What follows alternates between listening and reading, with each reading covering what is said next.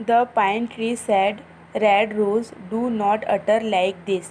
Pine tree ने कहा, red rose ऐसा मत कहिए। Who can say what beauty is, कौन कह सकता है कि सुंदरता क्या है।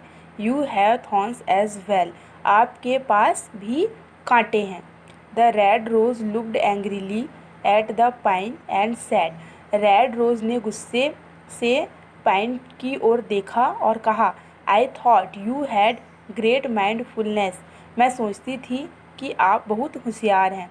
But as a matter of fact, but सच्चाई तो यह है कि you do not know what beauty is at all, सच्चाई तो यह है कि आप नहीं जानते कि सुंदरता क्या है। How can you compare my thorns to that of the cactus, आप मेरी कांटों की कंपेयर उस कैक्टस से कैसे कर सकते हैं। एज द डे पास्ड, दिन गुजरते गए, the red rose would look at the cactus and gave insulting remarks on it, जो रेड रोज़ है वो कैक्टस को देखती और उसकी इंसल्ट करती। उस the cactus never got upset and it even tried to advise the rose, और जो कैक्टस है वो उसकी बातों से परेशान नहीं होता था, अपसेट नहीं होता था, बल्कि वो उसे किसे जो रेड रोज़ है उसे समझाने की कोशिश करता, उसे एडवाइस देता था। The red rose that nothing in this world has been created by the God without a purpose, जो कैक्टस है वो रेड रोज़ से कहता कि रेड रोज़, इस वर्ल्ड में जो गॉड है, जिन्होंने जिन भी चीज़ों को बनाया है, जितनी भी चीज़ों को बनाया है, वो किसी न किसी वर्क को पूरा करने के लिए ही बनाया है, और उनका जो बनाया हुआ है वो बेकार नहीं है, वो सब अच्छी चीज़ें ही हैं। Spring passed and the weather became very hot, spring का जो सीज़न है, बसंत ऋतु है, वो गुजरता गया और जो वेदर है वो बहुत ही हॉट हो गया।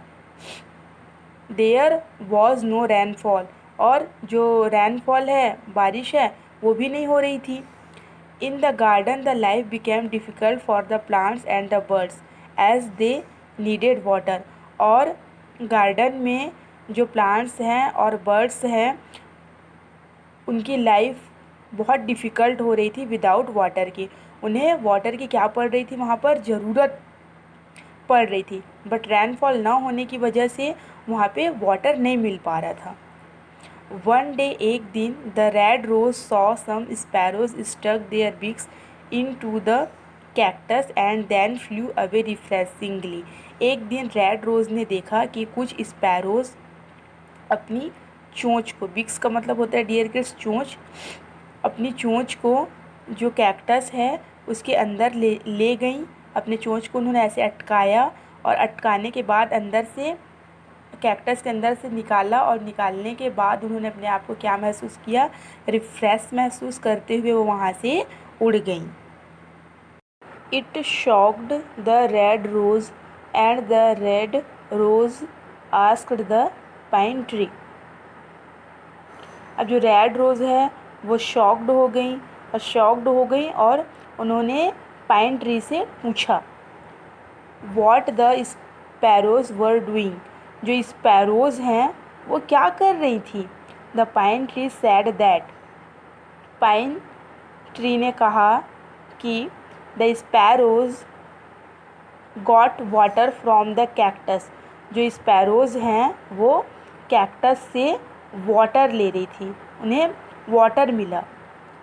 Do you know dear kids, जो कैक्टस होता है ना उसमें बहुत वाटर रहता है, वो कैक्टस का प्लांट होता है वो अपने आप में बहुत सारे वाटर्स को क्या करके रखता है, कलेक्ट करके रखता है। ओके, इसलिए ना जो स्पैरोज़ हैं वो अपने बिक्स को कैक्टस के अंदर ले जाती थी और उससे उनको क्या मिल जाता था, वाटर मिल जाता था, और वाटर मिलने की वजह से वो रिफ़्रेश होकर वहाँ से उड़ जाती थी। ओके, इसीलिए वो अपने बिक्स को कैक्टस के अंदर ले जाती थी। Dear kids, the red rose asked, red rose ने पूछा, does it not cause pain to the cactus when they make holes. अब जो रेड रोज़ है उसने पूछा कि क्या कैक्टस को दर्द नहीं होता जब जो स्पैरोज़ है जब वे अपनी चोंच से उसके अंदर होल बनाती हैं। Yes, but the cactus does not like to see any birds be in pain. अब जो पाइन ट्री है वो रेड रोज से बोल रहा है कि हाँ, कैक्टस को दर्द तो होता है, बट जो कैक्टस है वो किसी भी बर्ड्स को पेन में मतलब कि दर्द में नहीं देख सकता। The red rose felt very ashamed of its earlier words and behaviour. और इन सब बातों को सुनने के बाद जो रेड रोज़ है उसने बहुत ही असेम्ड मतलब अपने आप के ऊपर शर्म महसूस किया। और किस चीज़ पर शर्म महसूस किया?